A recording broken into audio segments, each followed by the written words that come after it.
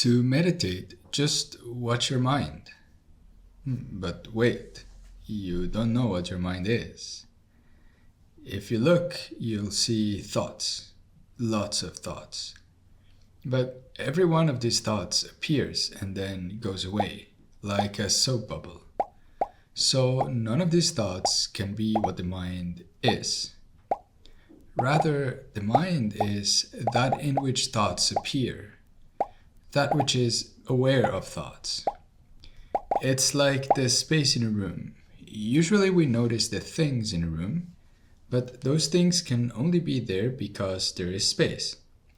No matter how many things you add or you remove, the space remains unchanged. Dirty objects don't make it dirty. Clean objects don't make it clean. Space is just space. The mind is also like this.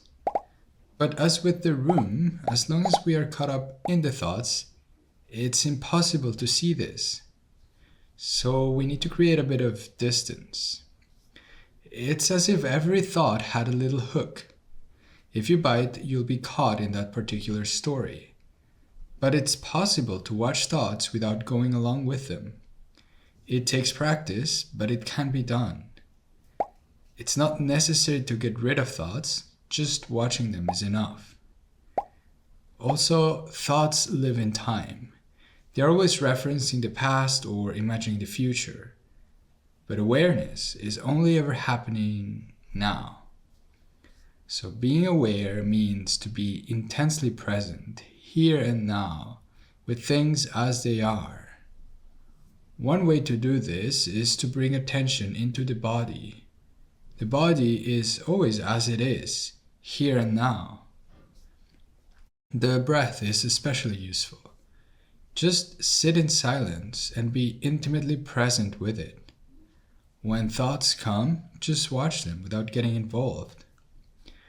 Once there starts to be a distance between thoughts and the awareness of the thoughts, we can begin to investigate the way thinking shapes our experience. Specifically, a lot of thinking happens around the story of an independent, separately existing I that's supposed to be at the center of this whole thing, running the show, so to speak. But this is an unexamined belief. It seems so obvious and persuasive that we just take this me for granted. But if what we want is the truth, then we need to actually look.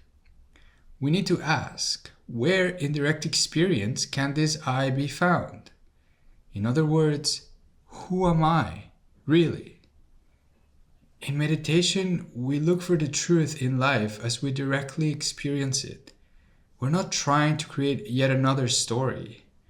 Believing is not good enough. We want to actually know for ourselves. And the only way to know is by actually looking. So, in conclusion, meditation means to return to what we already are by looking at what is already here. Anybody can do it. And as with everything else, practice makes perfect.